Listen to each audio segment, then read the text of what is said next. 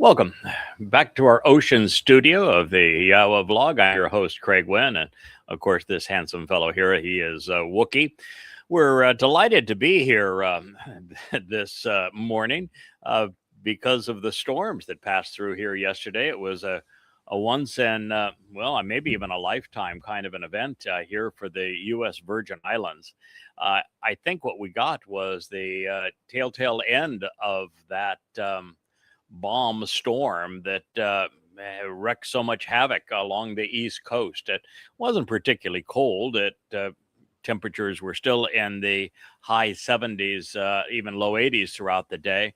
But oh my, was it blustery? It was kind of like the prelim to a tropical storm, but of course the wrong temperature for that and wrong time of year. And the rain, while consistent throughout the day, wasn't torrential as it would normally be. But a storm coming out of the west is unusual for us, as well as a storm that is, that intense during this time of year. So obviously we were hunkered down yesterday and delighted to be back out in our ocean studio and broadcasting today. I will tell you, though, that I'm coming to you with a heavy heart. I am grateful that Yahowah held off in having me examine the darkest episode of my dear King's wonderful and brilliant life, at least up to this point, to this particular time.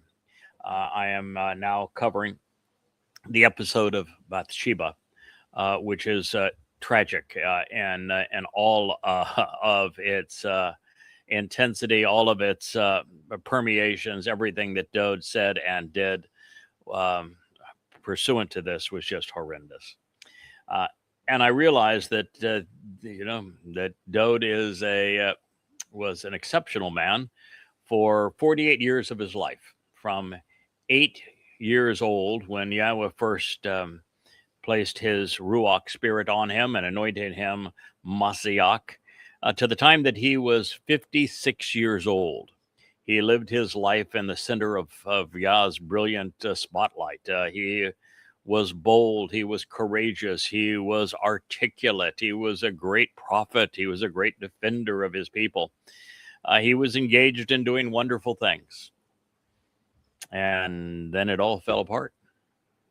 And when it fell apart, it crashed with intensity, and reminds us somewhat of Moshe's experience, although Moshe's crash and burn came much sooner than Dowd's.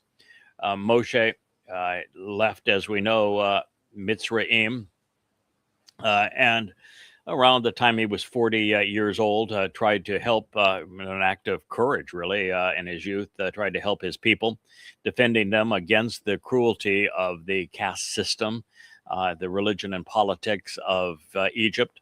And then when Yahowah called him back at 80 years old, and he re-engaged in this, doing, reluctantly going back into Mitzrayim to relieve his people from the tyranny of civilization, really. He didn't last a year in this new role as the liberator of his people before he had a meltdown and actually cursed Yahowah for putting him in this position, saying that no one could do this job, and he asked God to kill him.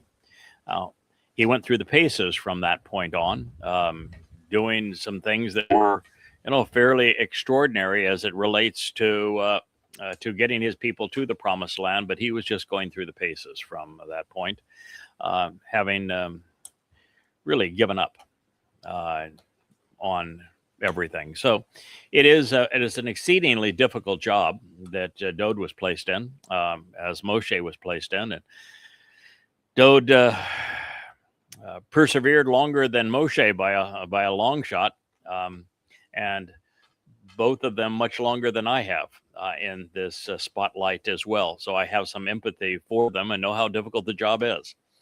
But reading really how far Dowd went to extinguish his light, it's hurtful. It turns the stomach, and ultimately, we know that Yahowah had a plan, and it's one of the most ingenious aspects of the whole story, one that I had not seen until this past week, which is that Yahowah had a means of keeping his story and his intent and his people on track for their reconciliation in the end, which did not interfere with free will, didn't interfere with the um, normal progression of time, and therefore didn't infringe on cause and effect, didn't make a great show so that the choice to know him or reject him would remain as it has always been, and gave him the opportunity to do as he said he would, which is to work everything through people and not do anything alone. So God found a way to do that, and it was actually hinted at for the first time. Well, the nature of these people was addressed in the greater and lesser luminary, and again in the trees of knowledge and of lives in the garden.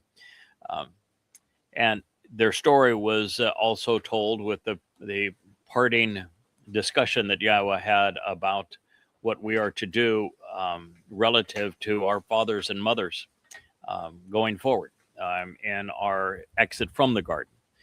But the first character that would be deployed in this way is a fellow whose name actually identifies his purpose. That would be Chanakh, known as Enoch. And the name means that he was trained, that he was prepared, that he was devoted, and then he was deployed to intervene in the way that he did, and then removed so that he could be dispatched and intervene at other times along the progression of time and events and places and people. There is one man and one woman for this calling. And they become as instrumental in the overall story as do the key characters like Moshe and Dowd. So it is quite a story, and the way that God goes about telling it and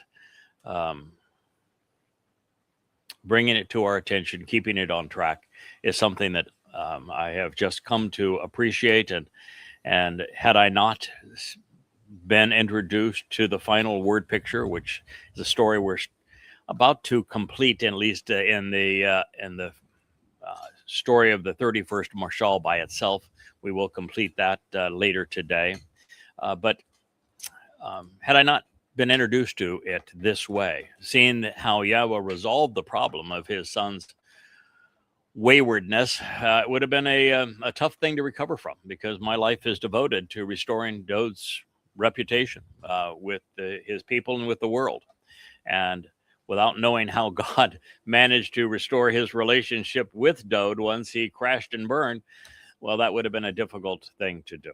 So I'm telling you all of this so that you have some sense of my mindset as I do these programs. I try to be as transparent as is possible. It's one of the reasons we do these programs here in our Ocean studio, because you can see they're obviously being live streamed, and that this is a stream of consciousness for you, and that I'm trying to be as open and as vulnerable, really, as is possible in doing these programs in this environment, in this manner with you. So should you read something in my demeanor that is slightly different than what you have seen previously, you'll know what it is. And we have a Jack Spaniard that is visiting the set at the moment, and I do not like them, Sam. I am. So if you see him swing back by, you will see me try to whack him out of the way. I have been bitten by them in the past, and it did not go well.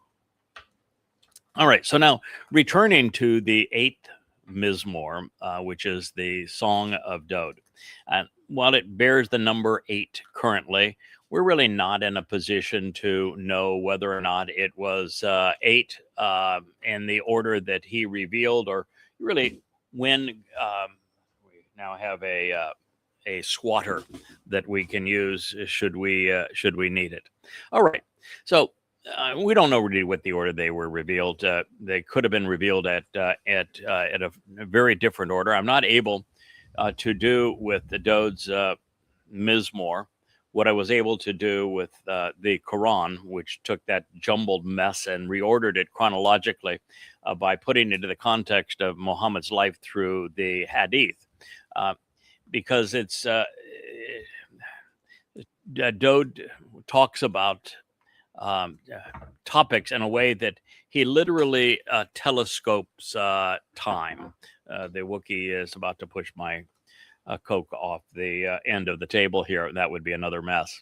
So he literally telescopes time in his Mizmowr. So they're very difficult to anchor in time. So we don't know when each was revealed, but they all tell us something that is extraordinary. And I think that many of them now are show the benefit of the intervention that we had with him some 3,000 years ago, so that he would recognize who he was, what his purpose was, what his calling was, what he must achieve in life, and why it was important that he reconcile his relationship with Yahowah that he had fractured through the Bathsheba incident. So this continues. Therefore, you have made him, he's speaking of mortal man, somewhat diminished, withholding something. And this is really interesting, of course, withholding something from God, and yet you surround and enveloped him with honor and respect, with an abundance of riches, and with a powerful presence and a glorious reward, a Kabowd, along with the most appealing attributes, valuable qualities, and useful aptitudes. This is such a powerful statement and so remarkably insightful. It's the same conclusion that I have drawn, but the difference is I drew it after considering everything Yahowah had to say, and then deducing what I thought were the most rational conclusions from it. In this case, Dowd was inspired as a prophet to state this emphatically. So it does validate some things that I have shared with you over this past year through the Yahowah blog, and through the past 24 years through the Yada Yahowah series. And should you wish to follow along, we are concluding, we're in the final episodes of what will be our comprehensive journey through this. This was volume 1 of the series called Coming Home. It's a voice, and it is I don't know, my recommendation for everyone to read it. I think you'll gain so much more from it reading it. Now, there is an advantage of listening to it, because I augment the text and make commentary, as I am right now, way beyond anything that I have written, and I bring the text up to date in the sense that my insights are now shaped by what I have learned since I last wrote and edited that, which probably the last edit pass would have been 2 to 3 years ago. And the amount that we've learned just in the last 6 months is so astonishing that I can bring those updated insights to you spontaneously as part of the Yahowah blog. But to read the text is wonderful. In fact, I was just thinking a matter of a half an hour ago that when Yahowah says, I want you to go to this vlog format, and I'll go here in a minute, return to my commentary on this text, which I think you'll find interesting. But when Yahowah asked me to do this, it was in December of a full year plus ago, to go from being a full-time translator and writer to a vlogger. I was skeptical at first, because this is a much more vulnerable experience, and my entire exposure with Yahowah prior to this had been reading what he had others write, and then sharing what I was deducing from them in writing, recognizing that a written account is far more credible, that a written account is far more has far greater longevity, and that God chose writing because it was the most reliable, consistent means of communication, and the best way for him to demonstrate prophecy so that he could show that he, in fact, inspired these words because he has a written legacy of things that would transpire centuries after he committed them to writing, proving the validity of his inspiration and that this is his testimony. And I like the fact that with the written word, you were empowered, which means that, particularly if you're reading it online, you can go to yahowah.com. All the books are free at yahowah.com. You can copy and paste the genitive form of the Hebrew text. In this case, that opening word, not wah, therefore, but you have made him somewhat diminished, withholding something. It's from chashir, and chashir hu ma'at. You can copy and paste each of those three words into the search engine of your choice and validate that my translation is accurate. So, my only hope would be that you would be as thorough as I am, which means that I don't use one, but many. If you just use one, you're probably going to be geared to Strong's since it's the most prevalent. But Strong's is written to justify the King James, so you have to be careful with it. But there are, when I'm doing this, I will examine 10 to 15 different lexicons, and I will strip the word of its diacritical markings that the rabbis added in the 11th century CE, so that you can consider every potential nuance that can be derived from the letters of each word as they were written. And then I will go to the pictographic characters and say, what do they have to say that would be illustrative in understanding the text. And I will also turn to the actionable root of each word to analyze it as well, so that you might know the intended meaning that was originally ascribed the term from God. So I would hope that you would be as thorough as I am, but you're, welcome. And I think in fact, I know I'm the only translator ever to give the reader the tools needed to validate or criticize my translations. Doing so with a remarkably innovative style that heretofore had never existed previously, not only in its amplification, but also in its veracity. So, having done this for all of that time and now asked to speak, I noticed that there were a lot of things that were different. One is that now that I was learning so much by going back all the text and having really the floodgates of understanding open to us over this past year, that if I had done what I had done in the past, which is to go back and update the books every time I learned something new or wanted to edit something out that was now passé based upon a greater understanding, to go through 35 books, 25,000 pages, and make the series of changes based upon what we had learned would take 2 years. It's a long process. I was happy to do it. I wanted to have the books be as current and complete and accurate as possible, but it was a 2-year endeavor. And in this case, we are learning so much at such a pace that it would be like painting the Golden Gate Bridge. You're going to have crews at both ends, and as soon as you finish, you go back the other way. We would never get anything new written or anything new translated, because we'd just be improving what was already there. And so what I realized this morning is that not only does the Yahowah vlog and these live streams give us the opportunity to share with you the most recent insights, things that we may have only considered hours before the presentation. They also do something else that I just think is, this is another realization I thought was helpful, which is that even now, if I could just snap my fingers and instantly we had all the books, each of them, right from An Introduction to God, Volume 1, 2, and 3, and Yahowah Series 1 through 9, if they were all updated, even the Observation Series 1 through 5, with the fullness of what we've come to understand, they wouldn't be understandable.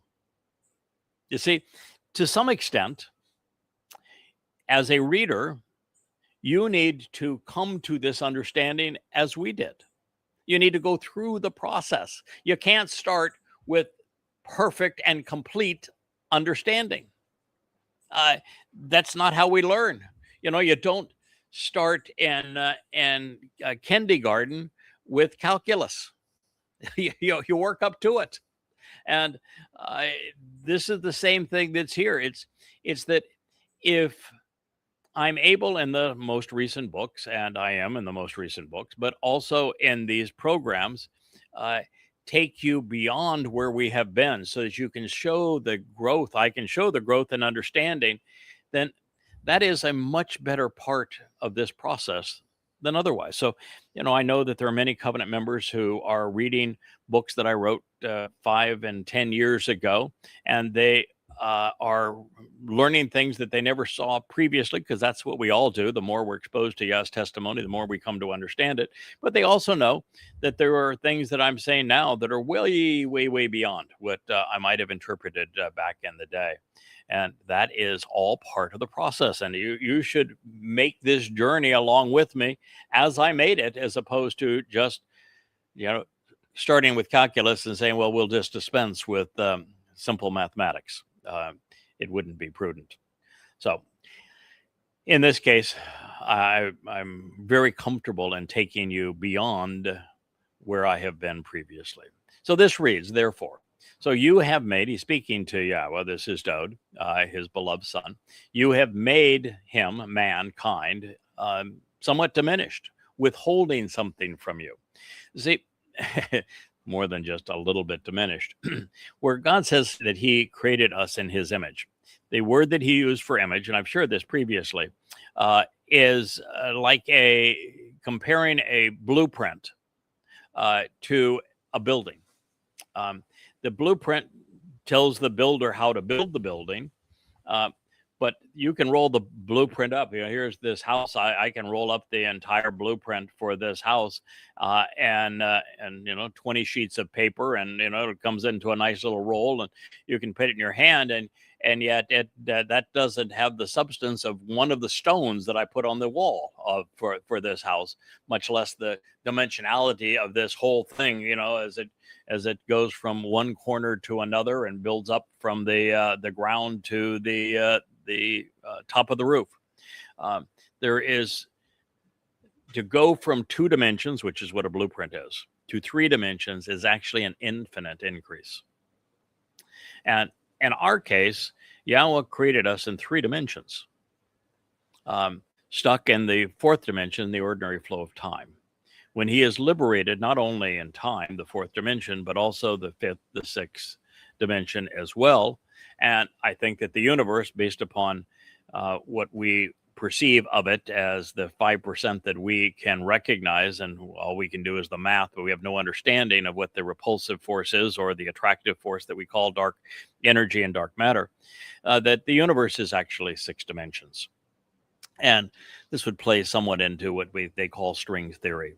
And that Yahowah, to create a 6-dimensional universe, must be 7 dimensions minimally. You have to be a dimension beyond that which you create to create something of this magnitude. Otherwise, what you're doing is rearranging what already exists. Like when I took the blueprint that I drew for this house and then built the house based upon that blueprint, I had to use materials that already existed. I just repurposed those materials, if you will, to create this house. That is very different than creating a universe out of nothing. The light and the energy and the matter and all of those sorts of things, and then life. So it's a very different thing. And in the case of God, when he gave humankind a nasama, which is a conscience, the ability to reason, to know the difference between right and wrong, good and bad, that which is productive and counterproductive, he created us such that we had the capacity to know him, to think like him, to respond to him, to even be trusted by him with that conscience. But it still meant that we are a huge distance from him. And ultimately, God would never have created humankind and given us a nasama conscience. Well, now we See, my Wookiee has chased away my bug zapper if the wasp comes back, but he was insistent that he get his share of Wookiee's pig's ear. That's what this happens to be. That means that Wookiee is definitely not kosher. But what does it say? And Verbatim, you can eat whatever you want, so long as you're thoughtful about it. It's not going to change anything relative to your soul. So here we are, and I'm want everyone to have an understanding that as distant as Wookiee and I are in terms of our overall capabilities, God and man are far greater distance still, because each incremental increase from 3 dimensions through 4, 5, and 6, ultimately to 7, is an infinite increase in choices and opportunities and scope of everything, and power and capability. So God can't, could not, should not, did not start us off as a 6-dimensional creature so that we would have total access to the entire universe. I mean, black holes and quasars and supernova and access to DNA and all of this sort of thing, because had he done so without first knowing that we would listen to him, that we would consider his testimony, that we would engage with him in a way that is appropriate, and that we could demonstrate that we could be trusted in with that kind of power, God would have been foolish to let us off of this planet and out of 3 dimensions. So he is now working to allow us, if you will, to prove that we indeed can listen, that we indeed can engage.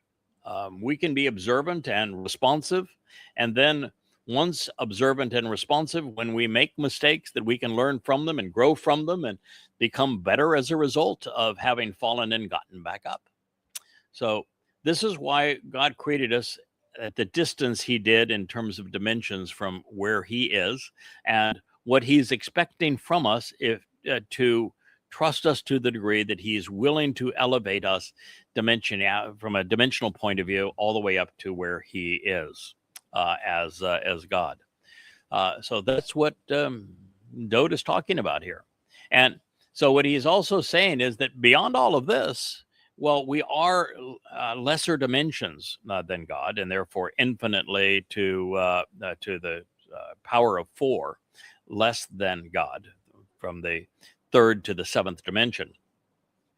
That God has nonetheless surrounded us and enveloped us with Kabowd. And Kabowd is a really loaded term. Kabowd means honor and respect, abundance, riches, power, glorious reward, personal significance, to be extraordinary and enormously valued. So in a universe where even our galaxy, the Milky Way, is insignificant, and our sun is insignificant in that Milky Way, and our planet is insignificant compared to our sun, and that we are insignificant compared to our planet. With all of that, we are still the most essential aspect of creation, the most empowered, the most respected aspect of creation. At least we have that potential. So Dowd is saying that we can be Kabowd. Now, Dowd was the most Kabowd of God. At least he was for his first 56 years, from I think even before God met him at 8 years old. Yahowah obviously knew him and developed an esteem for him. So we could even say beyond 48 years that Dowd was really extraordinary in his walk with God for 56 years, 48 of which we know the story because he was anointed and called the Messiah at 8. And during that time, he has had every opportunity to show his abundance, his great respect that he had earned with God, that his tremendous personal significance, and what he is saying here, that we humans have the same opportunity, as was the case with Dowd, so is the case with us. That's the whole story from beginning to end. As was the case with Dowd and Kabowd, so is the case with us. So that we, if we engage with God, if we are observant, we are good listeners, we're responsive, and participate along with God, making a contribution to his family and to his interests, and then engage in such a way that even if we make mistakes, that we learn as we go and show ourselves reliable, then God's in a position that he can increase our kabowd. It goes from being potential to actual. So we are conceived with the potential to be kabowd, and it is our response to Yah that determines whether that potential becomes reality. And he goes on to say, along with the most appealing attributes, valuable qualities, and useful aptitudes, hadar. We humans have been given, again, the potential to express ourselves in marvelous ways. We have aptitudes and attributes that can be really significant. Now we have a happy Kara in addition to a Wookiee, although they may fight over this. But Wookiee jumped off the table, so therein is the rub. Dowd had attributes at 8 years old that caused him to be exceedingly endearing to God. God says, he's my chosen one, and I have chose him for reasons that are different from the way that men typically value other men and women. So if we want to be valued by God, it is good to look at those 56 years where Dowd was so exemplary, and to look at the aptitudes and attitudes that he expressed. And he was passionate about Yahowah. He was an exceedingly good student of the Torah. He was articulate. He was bright. He made logical connections. He was engaged. He was active. He was doing the stuff of Yah. And so we can learn from him that these are attributes and attitudes that God really likes. And when he became less than what he had been, and God said, you're a real disappointment now, we can also find that it is possible for us to squander our attitude and our attributes, and to squander our potential. That is why they had the great intervention of the last word picture, where we went in and reacquainted Dowd with what he was supposed to be, what he could be, what he would become. But this is the nature of humanity. I look at us now collectively, and I see a completely squandered state. I think that in a world of 8 billion people, there may be fewer than 8,000 that have the potential to know Yahowah, the potential to recognize and accept what he is offering by accepting what he wants in return. I think that's at the very best, 8,000 amongst 8 billion, about 1 in a million. The rest of people have really squandered who they are and what they can achieve. I was having a very intelligent conversation earlier today by email with an exceedingly bright man who is mathematically driven. His mind works in mathematical equations.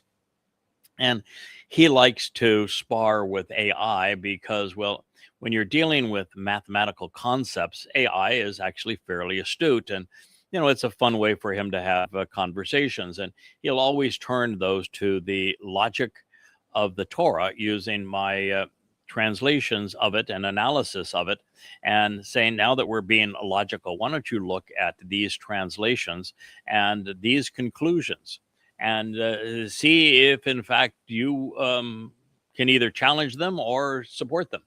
And on this particular analysis, he had the AI consider what I have shared and learned from Dowd's Mizmowr regarding the fact that Dowd was the one who was crucified in 33 CE, so that Dowd is the person that all of the attributes and credit that was stolen by Paul and given to Jesus actually belong. And the AI went right down through it and said, yep, all of this is, there's no other way to come to any other conclusion than Jesus is nothing but a counterfeit of Dowd, and that Dowd spoke of all of this and his role in it 1,000 years before he endured it. So AI for a session can do those kinds of things. But then my response to my friend is to say, AI and I are enemies. Yeah, I think it was interesting that you had the AI go through the process and say, yep, it's totally reasonable and rational in his conclusions that Dowd is the person that was counterfeited to create Jesus, and that Dowd proved that he was the one who endured this for this purpose through these prophecies, because they are so exacting. But the fact is that the next time you engage AI, it will return to the popularity myth, because that's where the money is, that's where control is. You don't make money with these huge investments in AI unless you can appeal to a large audience, and you appeal to a large audience by reinforcing the lies of religion and politics and conspiracy and the things that men have told themselves to believe over the years. And so a lone voice who says, no, that's all false, is going to be rejected in favor of the collective delusion. That's the nature of the business. And AIs are, billion-dollar projects. So I just was honest with him and say, I'm not a person that's going to change my view on AI. I think that AI is an enemy of the truth. They are an enemy of Yahowah. That they, by promoting the popular agenda, sequester understanding of Yahowah's words and his testimony and what he is offering. And that as a result, I can have 20,000 posts on Facebook and have 2,000 followers, because AI determines who can see what I have shared, and that there is no way to train AI otherwise. And I said, I appreciate you trying, but he says, yeah, you're right, that AI has been programmed with this bias, and that it's never going to go from one session to another, having learned, and therefore promoting what is true as opposed to what is popular. And I've said that my other issue is that AI keeps humans in a position where they can never capitalize on this, so that their kabowd remains potential but never actualized. And the reason for that is that people are turning more and more to AI to monitor their classes, to read their textbooks, to write their essays, to take their tests. And AI is learning nothing in the process that is helpful to it, and the person is squandering the opportunity to learn and to expand their ability to think, to do research, to make the connections necessary to understand. And then you have the second part of what is human taken away, which is the value of work. So the human becomes less observant, less thoughtful, less engaged, and less productive, destroying everything that makes us uniquely human, and restricting our kabowd. So I said, that the matter of fact is that AI and I will be adversarial right to the very end, just as I'm adversarial with Paul and Muhammad, the founders, and Akiba, the founders of the Abrahamic religions, just as I am with Marx and the promotion of socialism, just as I am against MAGAs and the conspiratorialists. That is my job, and I'm going to continue to do it, because that is the kind of aptitude and attitude that Yahowah is seeking. This was from Lyrics to Sing, Psalm 8:5. So Yahowah made us in his image, and thus very much like himself, just with vastly less power and a finite lifespan, currently capable of operating in fewer dimensions, all for our own good and for his good. That said, the abilities that we were given are more than sufficient for us to know our Maker and engage in a meaningful relationship with him. And once that occurs by way of the covenant and the Moedim, Yahweh uses the Bikuwrym and Shabuw'ah harvest to mitigate these differences with us, enriching and empowering our souls tenfold and then twice tenfold. That is what God is promising. So while we don't much act like it, we are the pinnacle of creation. And indeed, based upon the nature of his testimony, Yahweh has given us the capacity to think, to closely examine and carefully consider not only his words, but the universe that he has created and make the connection between the two. It is apparent that Yahweh thinks more of us than we think of ourselves. And that, my friends, is why we're going to experience the Great Reset. Humankind has so squandered this kabowd, this opportunity for distinction that Yahweh has offered, that the only way to resolve this is that after causing the fall of man 6,000 years ago and giving us the opportunity to get it right, that 99.9999999% of humanity has failed in this regard. And so Yahweh said, but you haven't all failed. And I'm going to prove to you that it can be done and that somebody can complete this mission. And that mission is to be observant, to be a good listener, to pay attention to what God is saying, to be thoughtful about it, to engage based upon what he has said and act accordingly, and then learn, and while learning, grow and developing character such that when we make mistakes, we learn from them and grow as a result of them. And part of that is this realization that humanity, particularly because of religion, has this incredibly stupid idea of that God's looking for perfection. He's not. That would be boring as hell, and we'd have no way to grow in character or worth if that were the case. And when God, if he wanted perfection, he could create a bunch of mini-me's and he'd be bored out of his mind. So no, he's looking for imperfections, because not looking for imperfection in the sense of, aha, I got you on that one. No, he wants us to constantly have obstacles to overcome, mistakes to correct, teetering and falls to rise above, because it is when we do these things that we not only learn from them and become stronger as a result, but we prove ourselves reliable and trustworthy and dependable and interesting. And so this is what God is trying to achieve with us. And it's a very different understanding than has, of course, been perlayed by religious thought, or I should say, religious beliefs. So beyond this, ponder the distinction, indeed, the honor of being invited to be part of Yahweh's family, to become sons and daughters of God. Imagine the enrichment and the empowerment, the enlightenment, and the emancipation he envisions for us.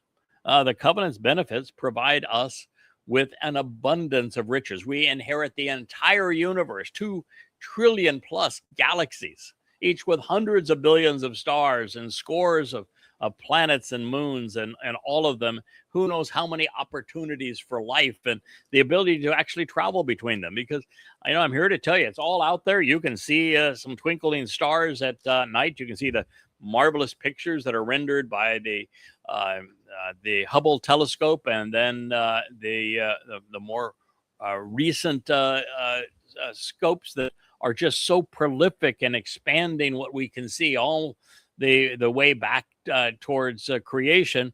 James Webb is particularly spectacular in this regard. But we are never going to survive on another planet in our solar system, much less leave our solar system. Never going to happen.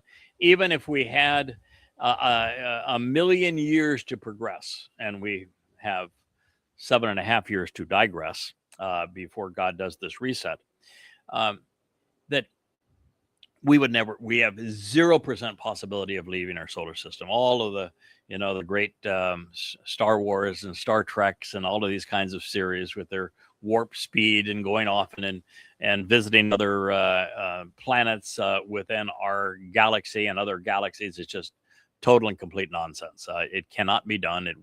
The distances are too great, and nothing can go faster than the speed of light. You can't even approach the speed of light. So here we are. We're on this beautiful blue marble. It's so conducive to life, and yet here we are squandering it. But the whole idea of bringing us back to Eden, after a few of us have come to meet Yahweh's expectations and in the terms of being observant and being engaged and being thoughtful and being reliable after being responsive, we're going to have the opportunity to take a significant number of people as mortals, purified first, into a return where the entire earth is transformed into the Garden of Eden. And we're going to have 1,000 years to demonstrate that many souls can earn God's respect and trust in this regard. And then we'll all go off and explore the universe. And I think it's fairly certain that we will even have the opportunity to create a new one. And not only investigate both, but even have the opportunity to conceive life and to have a great time with the God over eternity as a result. So truth be known, we were created as a living proverb, as a word picture. We can stand upright. We can free our hands to do as we choose, write books, or control the words on a screen so that I can share my thoughts with you in this regard. We have opposable thumbs to fashion and use tools, and the ability to turn the pages of a book. Without the opposable thumb, I could not have picked this up. Without my opposable thumbs, I couldn't read this and share it with you. We were literally a living proverb. We have these attributes that such that we can use verbal and written communication to expound upon what we come to know and understand and share it with others. We are afforded ears to listen, eyes to see, mouths to speak, and brains to process it all. We're given a conscience to discern right from wrong and free will to respond accordingly. Vulnerable, we must use our intellect to survive. We choose our life partners, conceive and raise children in a familial setting, sheltering and protecting them, parenting them by teaching and guiding them, with mothers and fathers contributing in different ways, such that everything about us literally serves as a word picture of God's intent through the covenant family. The king writes, "You have provided him," speaking again of humans, "with proverbs to allow him to exercise his free will." Mashal.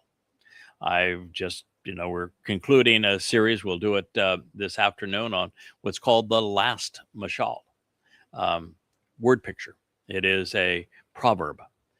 You have shared vivid and memorable messages with mankind, giving him the ability to be in charge and to have wisdom and dominion.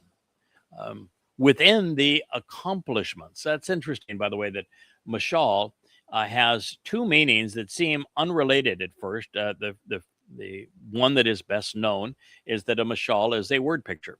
It is a way to express ideas effectively using words so that they're so richly and vividly communicated, they inspire knowledge and understanding.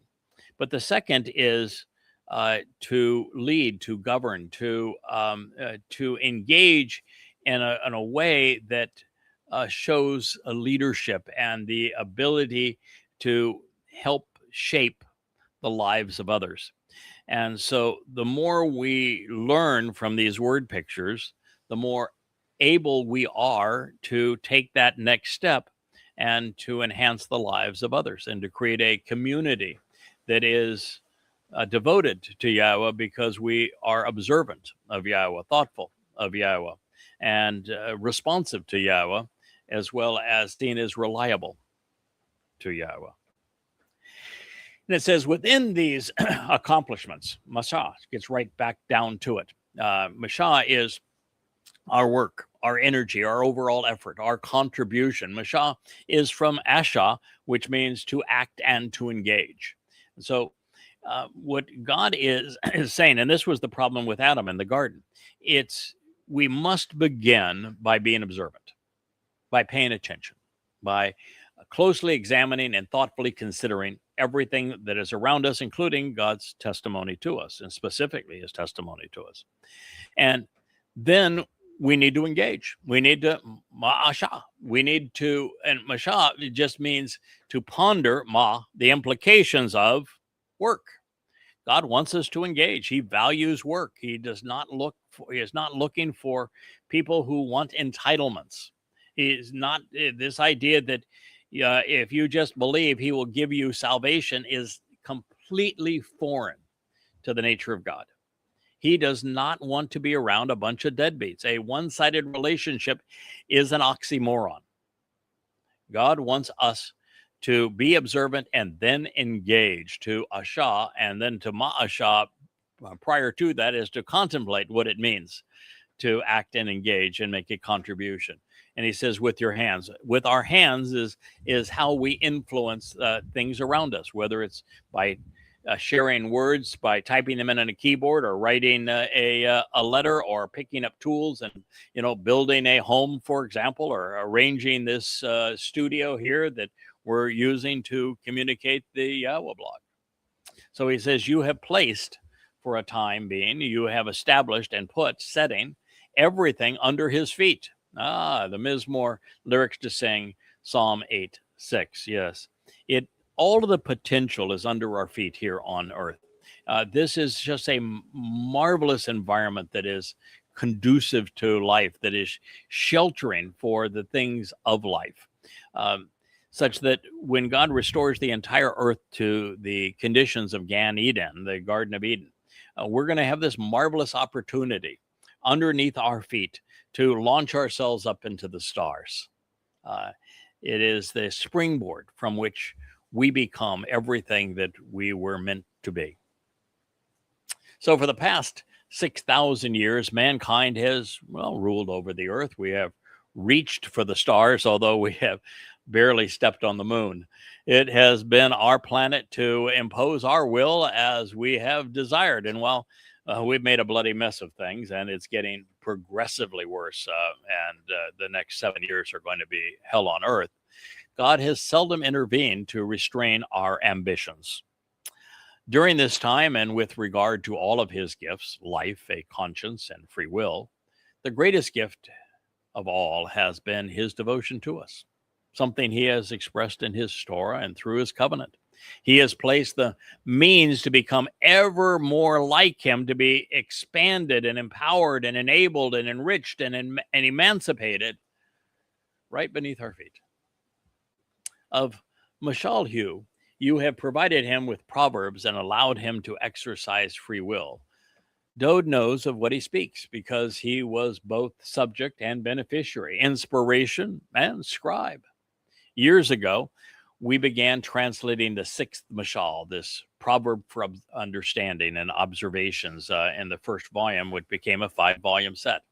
It became readily obvious that the theologians were wrong, that Dowd was the author of most of these, although, I'm not precluding Solomon from writing some of what his father had shared with him and what he learned from his father, although he was only 12 years old when his father's first life ended, and Dowd was far from the man that he had been in the first 56 years when Solomon was born. So these are the shared devotions of his beloved son, and what we're just becoming able to recognize, really from the insights of the final word picture, the 31st proverb or mashal, is that many of them, in fact, I've shared this previously, I know certainly that the first of them are all written from the perspective of a mother and father, a husband and wife, and their son relative to their relationship with Yahowah. And so it is a mother expressing her love for and appreciation of not only her son and her God, but also her husband. And that is family advice in this regard. And we're just now coming to know who the husband and wife are, who the mother and father are, who the son is in this situation.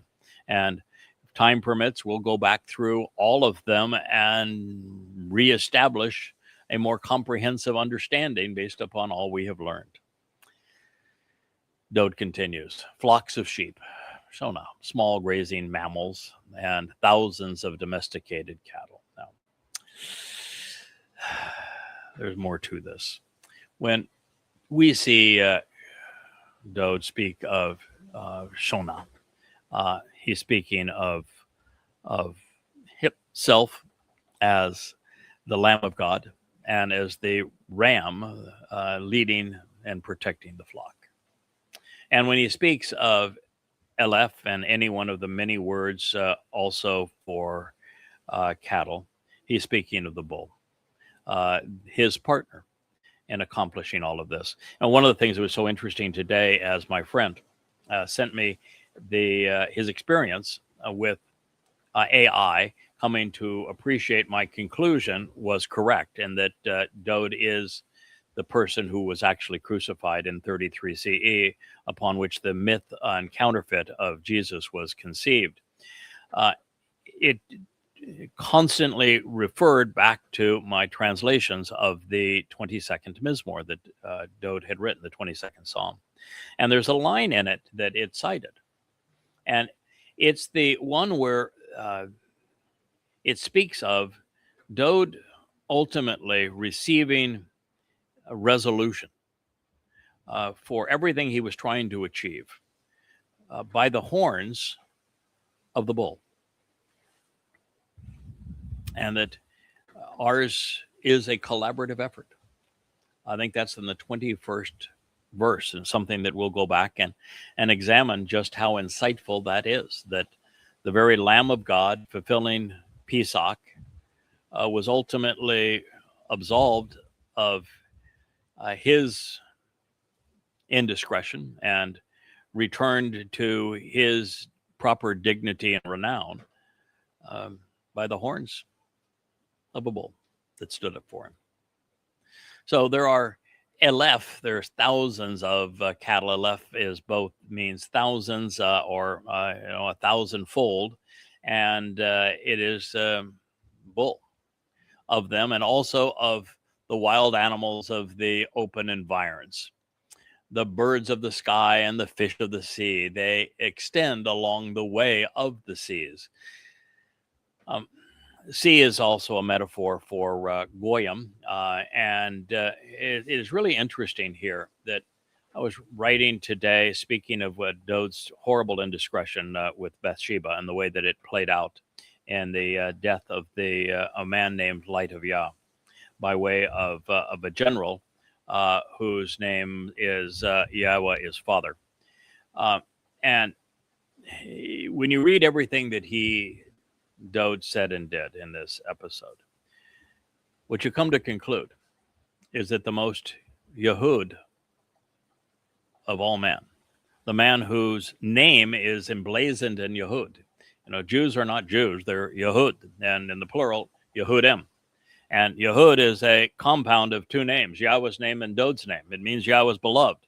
And so the most Yehud of all men became like a run-of-the-mill goy. He did everything that the goy did that God says don't emulate their ways. And so the most Yehud of all men became like every other goy, such that it would take a goy who is the most Yehud of all goy to restore the relationship between Yahowah and Yehudim, and particularly this Yehud. It is a brilliant plot twist by the ultimate storyteller. So all of this serves to reflect our place among the living. We are all animals, sheep and cattle, um, rams and bulls, birds and fish, and yes, we humans too are animated with mortal souls. Yet God created the others for our benefit. The manner in which we treat them, well, of course, speaks volumes about us, doesn't it? That does not mean that we should not be nourished by them, or that because that was clearly Yah's intent. It simply means that we ought not kill for sport. We ought not rob animals of their habitat. We should not allow any animal to suffer needlessly. And yet, there is one animal, the lamb, which at the right time, for the right reason, when prepared and consumed the proper way, can nourish our bodies and save our souls. And then there's the other, the second that was listed here, the bull, that can also purge the religiosity and politics out of the mortal remnant of Israel, so that they're prepared to re-enter Eden and have another opportunity, a second chance at proving their worth. So Yahweh has honored us above all of the rest of his creation, conceiving life and giving us this marvelous blue planet. And for that, we ought to be appreciative and grateful. At the very least, we ought not irritate and disrespect him by attributing our place in the universe to the gods that men have crafted, to the likes of Jesus Christ, the Holy Ghost, Hashem, the Lord, Allah, Buddha, Vishnu, Brahma, Mother Earth, Mary, the Queen of Heaven, or nature. These are things that do nothing but agatize God. There is one God, and he has but one name, and that name is Yahweh. Yahweh, Edom, our upright pillar and firm foundation. How awesomely magnificent is your name in the entirety of the material realm and land. And with this, we're going to conclude our program today. Not only is it beginning to rain on me, and I want to cover up our equipment, we have quite an investment in it and want it to continue to serve all who would listen in this regard. But what a marvelous recognition. Yahweh is God's one and only name. It has been my distinct honor and privilege to bring it back to you, to be the first, not only to recognize that this is the proper pronunciation of Yod, He, Wah, He, but to prove it. And the first volume of An Introduction to God, one of those books behind me on that shelf, I was able to demonstrate emphatically, and began just very simply by saying that God revealed that his name was based on the verb haya, and then he revealed this to us in his Torah, and between Torah and haya, you learn every nuance about how to pronounce Yahweh's name. And so it has been one of my life's great achievements to restore the power and dignity and the recognition of Yahweh's name. He is exceedingly great, and his name is awesomely magnificent. To know it is to at least begin the process. Oh, we have Kara. No, Kara is deciding that she was going to chew on one of the cables to the camera. So at least she listened to my instruction. This is better than most people will do. And she has backed away. So that is a good sign. But Yahweh's name is ultimately empowering. To Yada, which is to know Yahweh, is the first step in developing a relationship with God. No one will ever enter God's presence, ever enter heaven, that does not Yada Yahweh. So it is the approach that we all must take if we want to be part of God's family. So I thank you very much. I thank the weather for holding off, so we were able to get this program in. I thank you, dear Kara, for not chewing on the cable anymore and being a good listener. My dog Asher here at my feet as well. Although I think Wookie has walked away now that I squandered the remaining of his chew toy. But nonetheless, I have enjoyed spending this hour with you. I hope you've gained something from it. I hope that I've been able to share it, what I have come to learn from Yahowah in a way that enhances your life, enhances your understanding of Yahowah and our place in his universe that he has given to us, so that we, from our stance in this material realm, can literally launch ourselves into the stars and up to heaven. Thank you for listening. Good day.